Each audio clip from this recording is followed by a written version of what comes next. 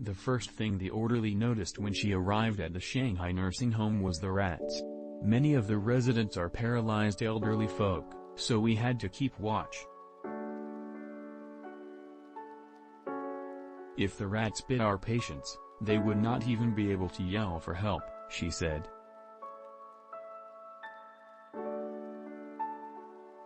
But she and the approximately 40 other orderlies hired by the Shanghai Donghai Elderly Care Hospital had a bigger problem on their hands, a rampant but undisclosed COVID-19 outbreak that had decimated the previous care staff and left the hospital overwhelmed and under-resourced. We were tricked into. Both employees requested anonymity because they feared legal repercussions for speaking to foreign media. The employment agency said they were looking for cleaners and would pay us extra. They told us we would not be working with COVID patients, just changing bedsheets for close contacts.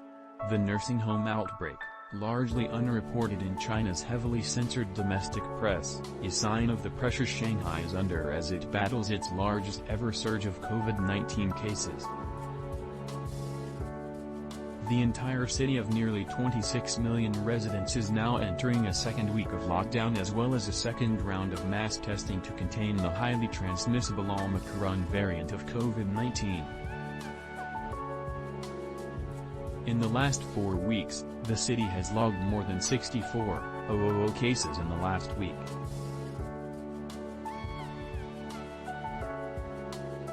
China's central government has deployed 2,000 army medics to Shanghai to keep order in the medical system and help with virus prevention efforts, while 38,000 medical personnel from other provinces have streamed in to assist with mass testing and contact tracing efforts.